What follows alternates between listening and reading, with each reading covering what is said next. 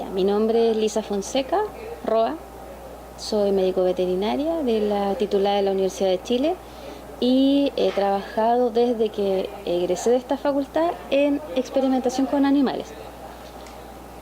Actualmente soy coordinadora del Centro de Gestión Ambiental y Biodiversidad de la Facultad de Veterinaria de la Universidad de Chile, que es el lugar donde estamos ahora, y también soy la directora de la respuesta veterinaria en emergencias o desastres.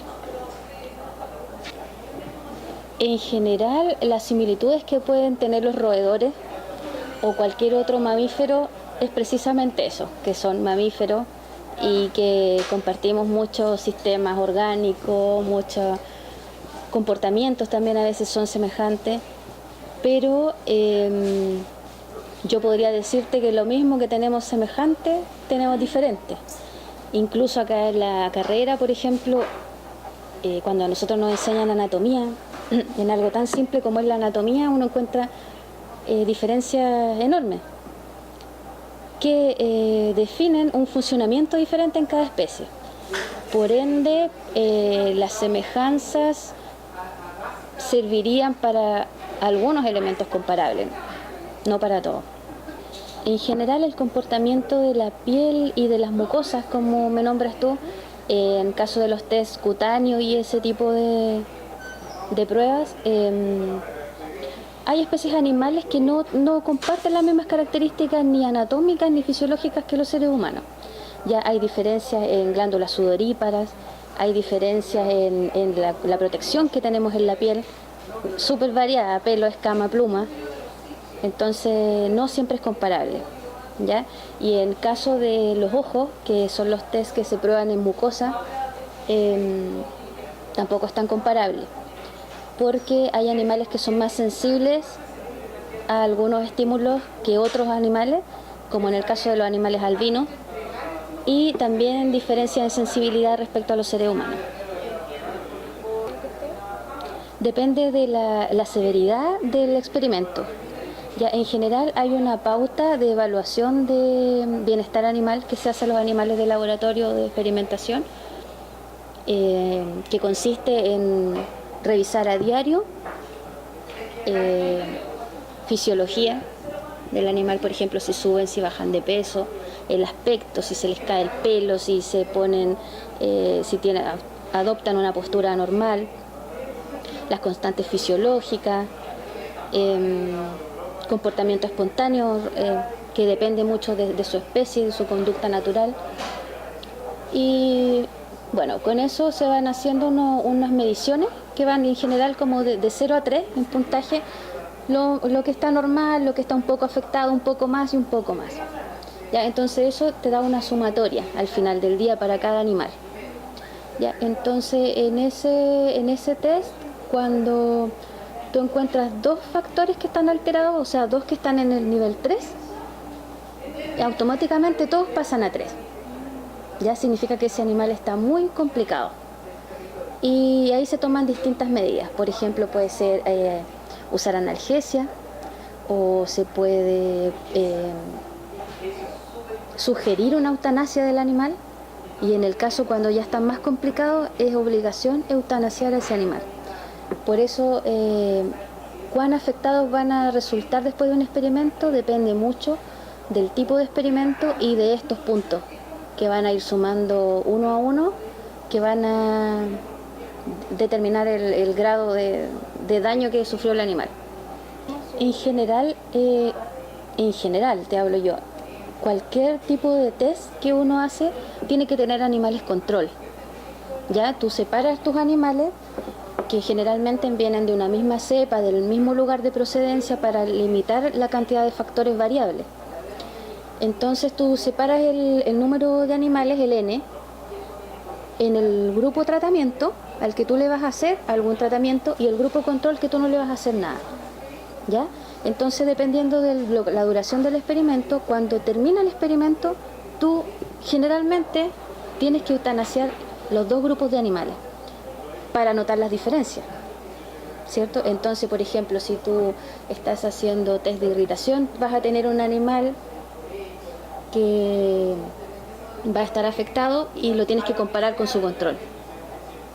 Entonces rara vez los animales sobreviven a un experimento, ¿ya? Porque si no mueren durante el tratamiento o hay que eutanasiarlos durante el tratamiento, los controles también hay que eutanasiarlos. Yo creo que ese es el desafío aquí, más que todo, es adoptar medidas que sean humanitarias en ese aspecto.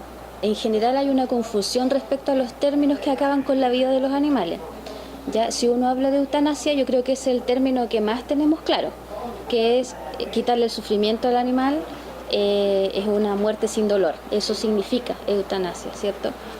Pero hay veces en que el animal no está enfermo y no está sintiendo dolor y se sacrifican de todas maneras, ¿ya? Entonces, entendiendo que la eutanasia es esto que les expliqué recién, un animal que está sufriendo, quitarles el dolor de una manera humanitaria, que generalmente es produciéndole la inconsciencia con sobredosis anestésica. Y cuando uno habla de sacrificio es cuando uno le quita la vida al animal para alimentación, ¿ya? Eso no tiene nada que ver con que el animal esté enfermo, que esté sufriendo. Y lo otro es la matanza de un animal, que es por descarte cualquiera de las otras, que no sea de las otras dos alternativas. Ya, por ejemplo, una matanza podría ser en el caso de que se presente un brote de alguna epidemia, ¿ya? Por ejemplo, una influenza aviar. Tú tienes que eliminar a esos animales, pero no los estás matando para que sufran menos en la agonía, como en una eutanasia, y no los estás matando para alimentarte como sacrificio. Eso es una matanza, ¿ya? Y eso tenemos que tenerlo súper claro a la hora de tomar decisiones clave.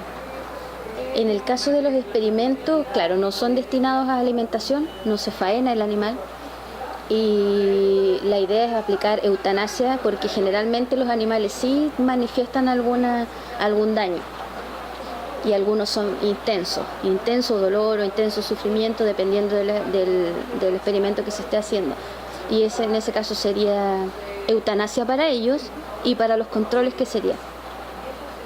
Matanza, perfecto, súper.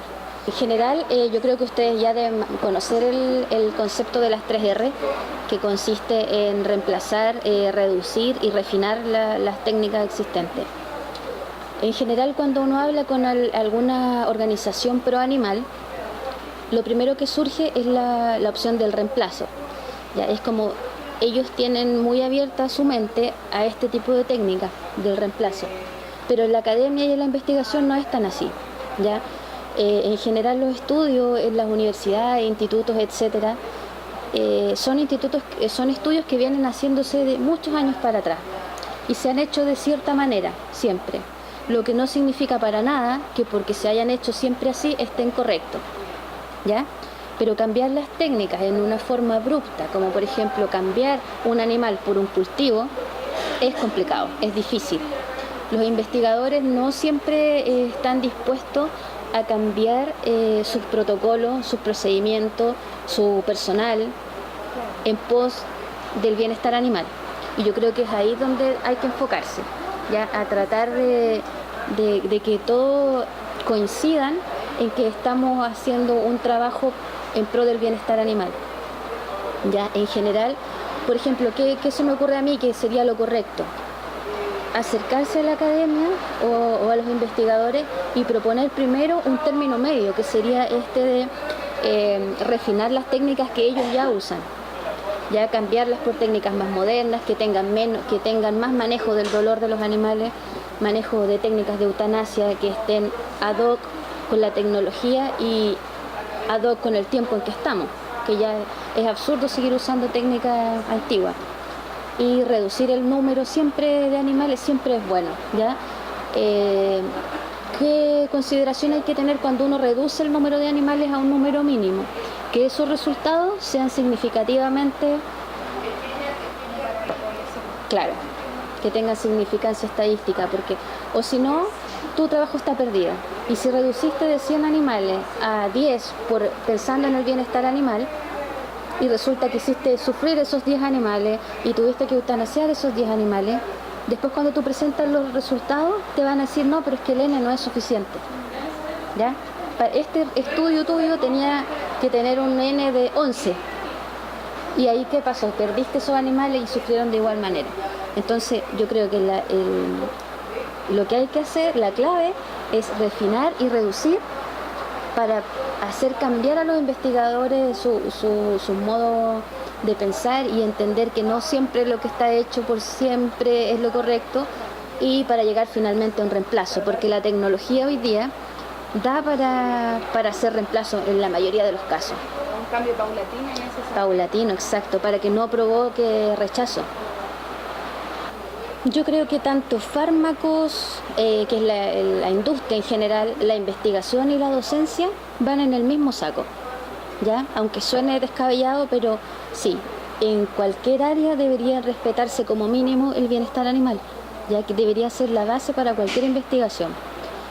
Y las tres áreas deberían tomarse en consideración estas tres R's, que son súper antiguas, que no se implementan siempre porque no es obligación, ¿ya? Entonces todo parte por internarlo a nuestro trabajo y trabajar en base a eso. Y respecto a los productos farmacéuticos, hay una frase, un concepto que se llama los productos refritos. No sé si ustedes lo han escuchado alguna vez. Ya, que significa que, por ejemplo, inventan un champú. Y este champú tiene tantos ingredientes, prueban cada ingrediente en los ojos, en la piel, en las patitas, etcétera, de los animales. Ya, el champú A. Y después de este champú A, inventan agregarle aloe vera, por ejemplo. Y ya es un producto B. Y repiten todos los experimentos con todo el número de animales para atrás. Eso no debería ser, ¿ya? Porque cada ingrediente debería uno ya manejar que eso está probado, que produce tal y que no produce tal y tal. Y solo probar el ingrediente nuevo quizás podría ser utilizable en los cultivos o otro modelo, o quizás datos epidemiológicos o datos clínicos que complementen, y no tener que matar esa montonera de animales nuevamente. Esos son los productos refritos y hay que acabar absolutamente con eso. Y eso pasa generalmente en productos cosmetológicos y en algunos fármacos. El DL50, como la sigla lo indica, es dosis letal 50. Significa, se define como una prueba. En general es mejor hablar de pruebas que test, ¿ya? Para hablar en un idioma común. Consiste en aplicar productos, ya sea vía cutánea o mucosa. Por ejemplo, se raspa con algún elemento que es rasurar, como parecido a rasurar, y se instilan ahí gotitas del producto, mililitros o gramos. Entonces se espera una reacción, y la dosis letal 50 indica cuánto de esa cantidad de eso que tú estás poniendo mata el 50% de los animales que tú se lo aplicas. Ya, esa es la cantidad que mata el 50%. Claro, el N lo definen en general estudios hechos previos. Por ejemplo, en el 1990 se hizo un estudio que reportó estos datos, y estos datos sí fueron significativos. ¿Qué significa que sean significativos? Que son representativos de lo que podría ocurrir en la población general, ¿ya? Entonces ahí se dice, por ejemplo, sí fueron significativos, esto sí se repitió, y uno toma esos estudios como modelo, y además hay pruebas estadísticas que son computacionales, donde uno pone los datos y te indican también el N necesario para que tus datos valgan en el fondo, ¿ya? Si tú te pasas de ese N, estás haciendo un trabajo poco profesional y poco ético, porque estás matando animales extra. Y si tú te quitas, y si tú te bajas de ese N, puede que tu estudio no sirva para nada, te lo van a rechazar. Y en el caso del tiempo, ¿cuánto va variando? Sí, el tiempo también varía, por ejemplo, del sistema que tú estás probando. Por ejemplo, si es una prueba en piel, va a tener distintos tiempos de observación que si estás midiendo pruebas de metabolización en hígado, en riñón, donde tienes que hacer un seguimiento del ingrediente dentro del organismo, esos son más largos. O cuando tú, por ejemplo, estás probando ingredientes cosmetológicos o cosméticos terminados en hembras, y estás observando lo que ocurre en las crías. ese tiempo también va a variar, va a ser mucho más amplio dependiendo de la especie. Pero en general todo eso, el tiempo, la severidad del experimento, el momento crítico en que tú tienes que decidir eliminar animales porque se les está causando mucho dolor, todo ese tipo de datos tiene que quedar definido previo al experimento, ¿ya? Y tiene que estar autorizado por el comité de ética o de bioética de cada institución, ¿ya? Ahora, respecto a los comités de ética o de bioética, es súper importante que sean supervisados cada cierto tiempo, porque se da muchas veces que o puede que no sean las personas indicadas en el cargo, o puede que, por ejemplo, tengan conflicto de intereses, o tengan intereses en el proyecto que se está haciendo. Entonces hay que fijarse en eso, porque muchas veces algunos experimentos son muy crueles y están autorizados por los comités de ética. Los debería fiscalizar la institución y cada cierto tiempo ir renovando, quizá evaluando si estuvieron bien en sus gestiones, capacitándolo, dándole entrenamiento en el tema, pero eso depende de cada organización, como te digo. Pero el experimentador depende del comité de ética y tiene que quedar todo definido previamente. Que esa es una prueba de mortalidad, o sea, tú estás viendo cuántos mueren. Quizás los que sobreviven pasando un periodo en que se repongan, en que ya recuperen su condición normal, podrían reutilizarse, ¿ya? Todo depende de cuán cruento fue el experimento y de las condiciones en que quedó el animal.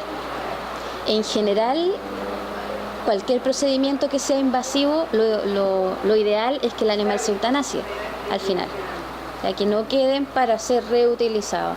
Aquí es distinta las 3 R de la investigación con las 3 R del reciclaje.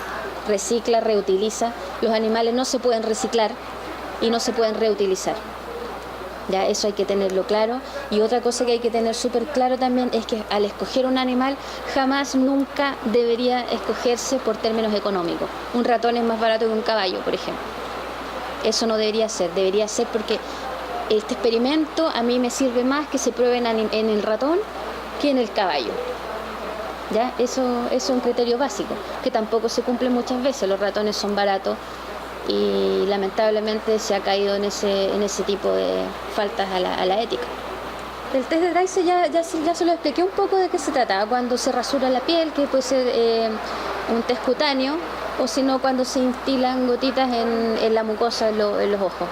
¿Ya? Y eso es para evaluar también toxicidad, por ejemplo en la piel, si se produce eritema, edema, que es inflamación, en los ojos secreción, que puede pasar de una irritación simple, una conjuntivitis, la inflamación de la conjuntiva, la capa más externa del ojo, hasta la ceguera. ¿Ya? Eso depende del producto que se esté usando y de la cantidad que se esté usando.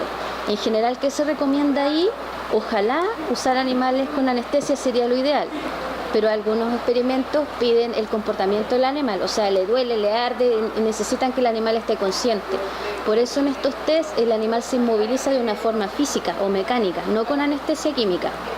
¿Ya? Entonces se ponen en una cajita y queda expuesto la parte en donde van a aplicar el producto, ¿ya? Pero en los experimentos que no requieran evaluar la reacción del animal al producto, sino que solo la lesión local, debería usarse anestesia. Y lo otro que también se recomienda es que la dosis sea siempre la mínima. Si te dicen ponga entre 5 a 10, ponga 5. Depende del producto también que estás probando. Como te explicaba antes, depende mucho el sistema que tú estás abordando y depende los efectos que tú esperas, si van a ser agudos o si van a ser crónicos, si te van a provocar una insuficiencia renal, una insuficiencia hepática, una alteración metabólica o cambios en presión arterial, etcétera, cosas que se evalúan en más tiempo. Pero esas deberían ser siempre las consideraciones mínimas para trabajar con animales. En general, los animales que son nacidos y criados en bioterio, en condiciones en que no son las naturales para ellos, no conocen otro tipo de vida, es muy difícil que pueda adaptarse a su condición natural para su especie. En general, poner un ratón, por ejemplo, una rata, un ratón blanco, en vida silvestre va a durar lo que tú lo pongas ahí nomás, porque va a ser una presa luminosa para los depredadores del lugar y no se justifica. Aparte no tienen ellos las herramientas para sobrevivir solo, entonces es como, no, se opone a lo que sería ético. Ahora, si tú tienes un experimento con un animal que fue tomado y fue capturado para hacer algún tipo de experimento en corto periodo de tiempo y se pretende evaluar una respuesta después en el ambiente, sí podría ser. Ya, pero en general los nacidos y criados en bioterio no deberían salir del bioterio, ya por una cosa ética más que todo.